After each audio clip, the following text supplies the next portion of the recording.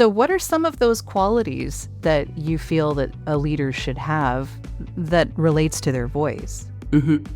So I think one thing we mentioned just now, which is equanimity, that of course for them, they didn't realize the word. It was also the word that I've learned over the pandemic. So I think that's one thing where that equanimity, how you can stay grounded and centered, even if you are going through chaos, even if there are chaos even in your head. So how you can stand grounded and then you can sound calm when you're talking to people. And even also in the pandemic, a lot of times that the leaders, they don't know the answer either. So even though if you don't know the answer, even if you feel that the future is uncertain, how you can still come across as calm and certain with the people that you're leading.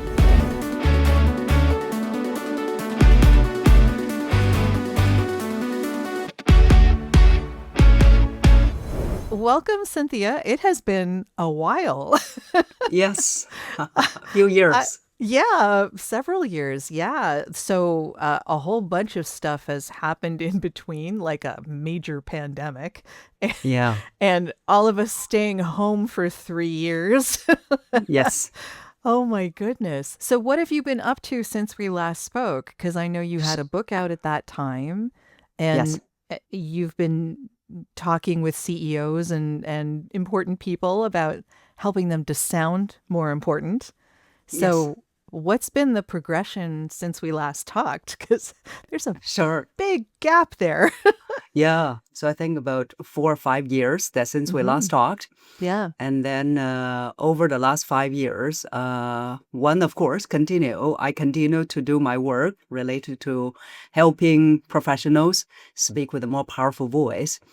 Also, I think professionally, one was that I was able to get accredited with the certified speaking professional, where they were saying that out of all the speakers in the world, that only 17% were accredited. So that was one thing that I did over the past 5 years. And then the other one, of course, now that my new book is out, Develop Your Leadership Voice. So I think that's two major, what do we call that? Achievement. Yes. Yeah. And Congratulations too. Yeah, that's fantastic. Sure, The thank you. accreditation too. Yeah. How difficult is that to do, and why don't people do it? Do you know? I think maybe number one is they are not aware. Oh, okay. They just don't know it exists. Okay. Yes. Good to know. So that's one. And then also, of course, that you need to meet the criteria where you need to give a certain number of speeches every year. And then each speech, you will need to make certain amount of money. So I think that's Oh, the other thing. I guess that can be tricky. Yeah, definitely. Yes. So before we get into talking about your book in particular, I want to ask you, and I can't even remember if this was a question when we first talked, because I think it was Sure. 2019 Yes. or something like People, that. yes, people It will need to was be refreshed. exactly, yes. So do you have an early memory of how sound moved you that you want to talk about? Sure. I think that now that, because this is my work for the past 15 years, and then uh, when I looked back, of course, Steve Jobs said you can only connect the dots when you look back. So when I look back, I realized, oh, okay, it's probably starting from when I was still in my mom's womb. So my mom was saying that she was singing to me every day. I think that probably planted the seed. And then now that we're on it, I forgot about the question. It's okay. A powerful early memory of how sound moved you. Yeah. So, Yes, I mean, you were sung to, which is yes, fantastic. yes, It's amazing, I think, how much human beings rely on that for comfort, yes, yes. in so many ways. That's right. So, So yeah. I think that's where it planted the seed that now, sometimes when I hear some sound, if it's very close to my mom's sound, I do feel very comforting. So I think that's one. And then, of course, when I do have memory, the moment was most of the times it's songs. It started with songs. So when I hear some powerful songs, it really moved me. And then later on, when I started to listen to some inspirational speeches, where all these great speakers, great leaders with wonderful voices, impactful voices, Mhm. that moved me as well. Yeah, yeah. Were there any particular songs or particular speeches that you can recall that inspired you? Songs, I think one was actually a Chinese song.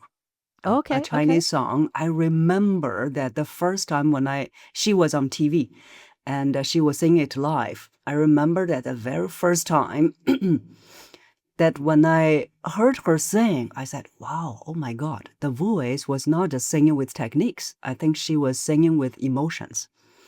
And it left such a strong impression on me at the time. I thought, wow, because of course it was a love song. And then I thought, okay, she must have had some experiences, maybe even some hurtful experiences. That's why when she was singing, that the song was full of emotions. So I think that's one very strong memory. Hmm. Do you remember any speeches that you were particularly inspired by? Yes.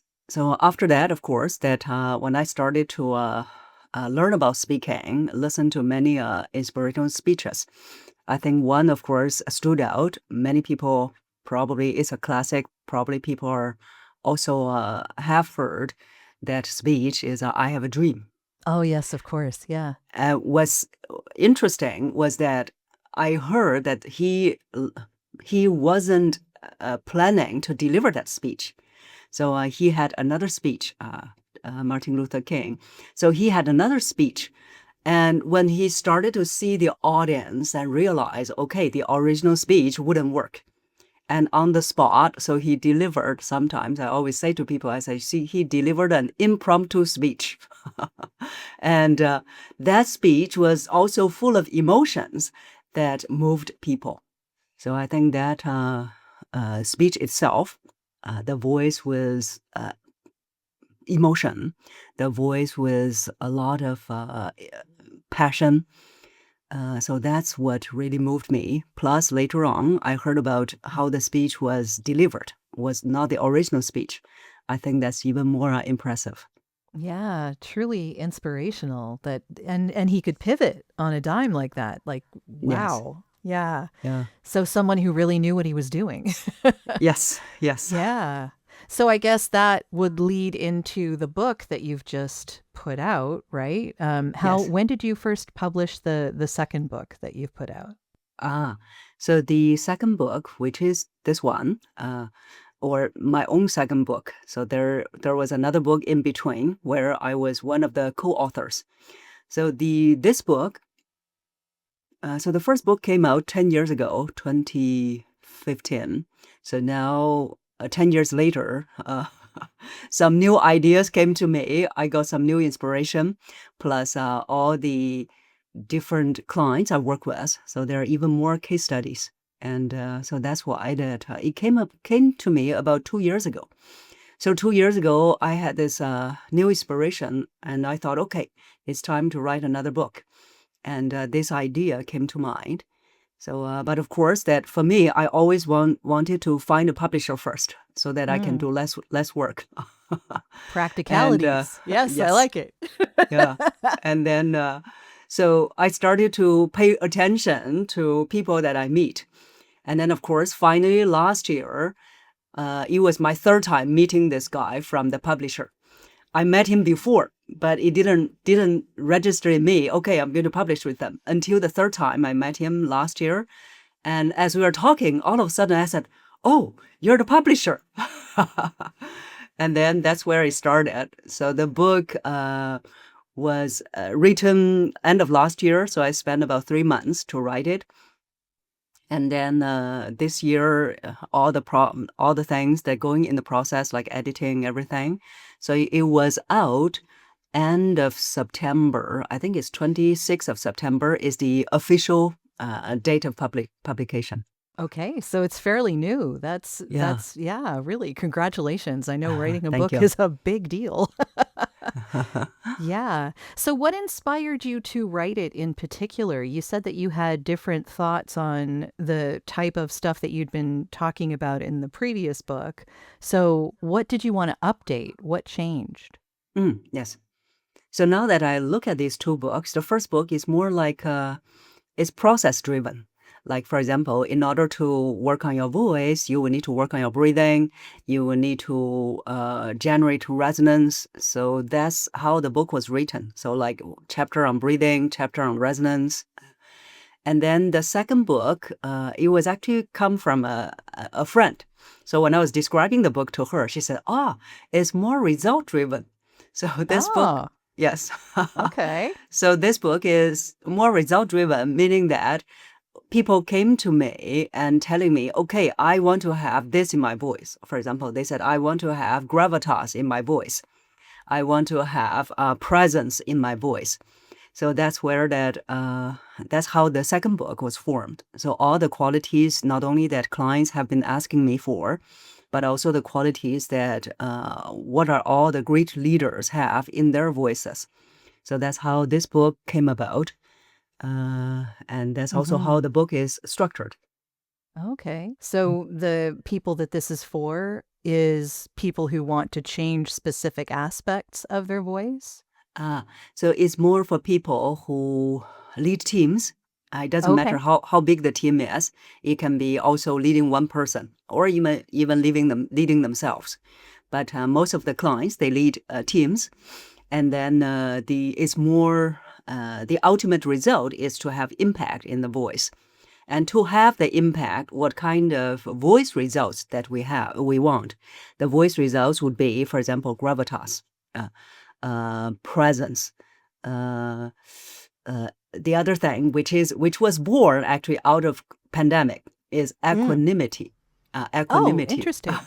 Can you So explain that? Because I'm not really yes, sure how that would fit in. sure, yes, because equanimity is a Buddhism term that means that you stay centered and grounded even in the midst of chaos around you. Ah, okay. Even if Serenity. you, yes, even if Yeah. you feel that it's uncertain, you feel a little bit panic, but as a leader, that when you lead, you have to still come across as calm, composed, and certain.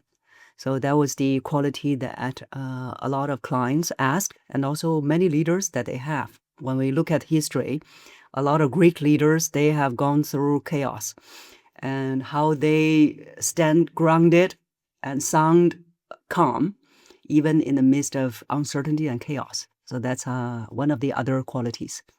Yeah. That's a good quality to have for a leader, definitely. Yes, I yes, mean, I guess the idea is that you're making the people around you feel confident that they can accomplish what you want them to accomplish. yes, yes. Yeah, yeah. So, do you have case studies of people who have worked with you that you used in the book, Yes, or something similar that maybe you could talk about? sure. So in the book, the other thing about this book is full of case studies, so that people know that they're not alone. That a lot of issues that they may think that, okay, is it even related to voice? Because everything that we is going through inside of us will show up in the voice. So we have case studies. For example, some people that they said, okay, I have a soft voice. Every time when I speak, that people couldn't hear me. And then when I look at the way that they speak, I said, okay, it's not that you have a soft voice, it's that your voice is not coming out. So it's being held inside. As a result, it doesn't show confidence, there's no impact. At the same time, one client said, some people feel that I am aloof. Just by, you see, the voice is like this. And then I said, yes, it is giving people the impression that you don't want to talk to them, or you just want them to come and talk to you and quickly get lost. He said, exactly. That is how I feel sometimes. Okay, so it's not too off, but yeah. Yeah. But how much do you show them? Yeah.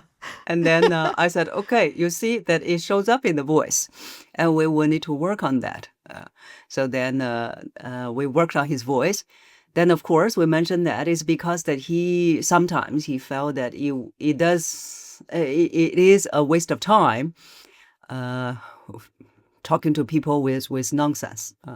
And then we work on that as well to be more receptive and also to guide people to tell him what they really want to say. So that's one example. And after that, the other thing is that besides the voice held inside, so everything was held inside, emotions as well. So as we started to work on that, he started to learn to be able to be expressive. And then one day he was giving a speech. So in an association. So in the association, there are more women than men. And he was giving quite a emotional speech. And then he said, I was expressive. And after my speech, I noticed a few women, they have tears in their eyes. Oh, well, isn't that a nice thing? Yeah. I I mean, said, he reached them. yes, yes. And then I Yeah. said, okay, that's a very good improvement. Yes, definitely. Hey world, I'm Justin Artis, and you're listening to the Audio Branding Podcast, a great place to learn about how powerful sound can be. If you want to understand how to harness that power in your own life, keep listening. So when someone is trying to fix a particular issue, how do you go about helping them to figure that out? Like there must be, like you were saying, he held his voice in a Yes. lot. Was that just because, I mean, it wasn't because he had a soft voice. And it wasn't because he was deliberately trying to be monotone, I gather. No. No. He just felt that he was wasting his time. And that emotion was coming through. Is that? Yes. Yes. So how do you get someone past something like that? I mean, there's a whole bunch of different issues here. Obviously, Yes. People who have a soft voice who want to be more assertive, or people who don't feel like they have gravitas and they want to come through as more experienced, I mean, so there's got to be a whole bunch of different ways that you get people out of their own heads, I guess. Yes. Yes. So can you talk about some of those ways? Sure. So one thing, of course, we do work on the physical side of the voice. Now, his voice is held inside. We will need to make sure that this area, the articulators area, they need to open. Now, of course, that we can't open in a weird way. Some clients, once they realize, oh, this part is not open, now I'm going to open like this. This looks or sounds funny, but this is really what some people were doing. So in the beginning, they realize, oh, I'm not opening here. So then we need to do exercises. For example, proper breathing. We also need to, the other thing about the soft voice or the voice held inside is because also that they are not generating resonance in the body. So that's the other thing that we do. So besides proper breathing becomes a habit, and also we develop resonance in the body so that the voice becomes stronger, and then also the voice comes out more. Yeah. When we were talking previously in our earlier discussion, you actually taught me how to breathe. I remember that. So like your stomach should go out when you're taking in a breath. Yes. And it should go down when you're letting it out, like an inflated balloon. So yes. yeah. Yes.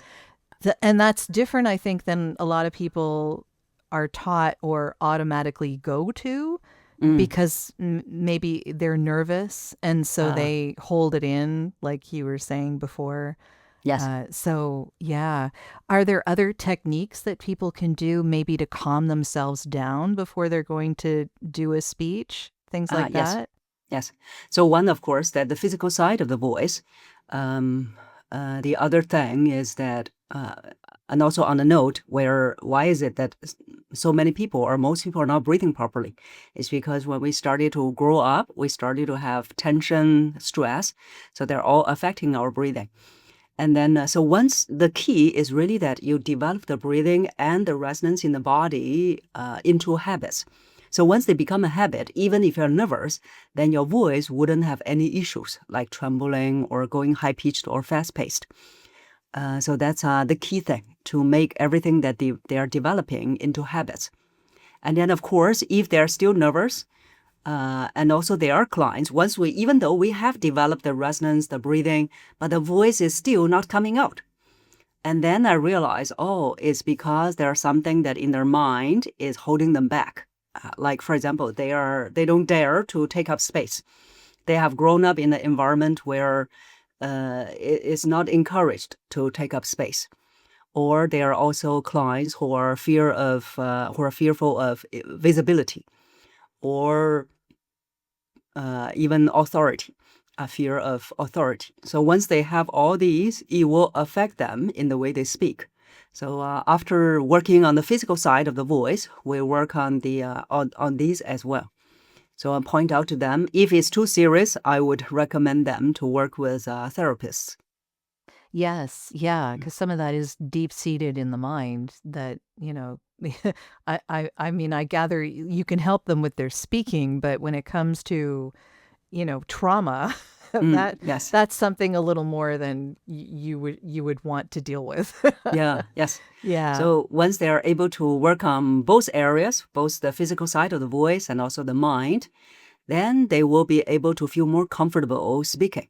Some clients, they started to enjoy speaking. Yeah, yeah. So overcoming things like stage fright, you must deal with that all the time with people Yes, who are working with you, yes. and especially leaders because they're looked to as the person who should have all the answers, right? Yes. So how do you suggest that they get over stage fright or, feeling like they can't perform in the moment when they're being asked to? Yes. So the one good thing is because they are reaching the leadership status, then most of them, they have certain degree of nervousness. The majority of them. Occasionally, I will meet some people who are really having serious stage fright. And there was one client, he called that the phobia. So he had stage phobia. He couldn't even hear the word present or presentation. So just by hearing the word, his body was reacting already. So that's why that we work on managing the nervousness or managing the anxiety, the phobia as well. So we have to analyze that what caused the fear, what caused the anxiety, because different people can have different reasons. So we analyze that and then see that how it came about in their personal growth. Most of the times that you will realize there are certain reasons. For example, some clients, they are always thinking that what could go wrong. So there was one client, when I was sharing with him about my experience, and I said, okay, for example, next month, I will be speaking to 1,500 people, and it's a large audience, and I am nervous. And he said, have you thought about what if you fall sick before the speech? I said, okay, I have never thought about it. But now that you are mentioning it, I am going to take care of myself for this month. And after that, I thought, okay, it's done. Then he said, what if you trip on the stage? I said, okay, I have never thought about it. Now that you mentioned, I'm going to make sure that that day I'm wearing flat shoes. So Good he point. he kept on going where he Yeah. always had something that could go wrong. So one thing I ask clients who always thought about what could go wrong is to do journaling.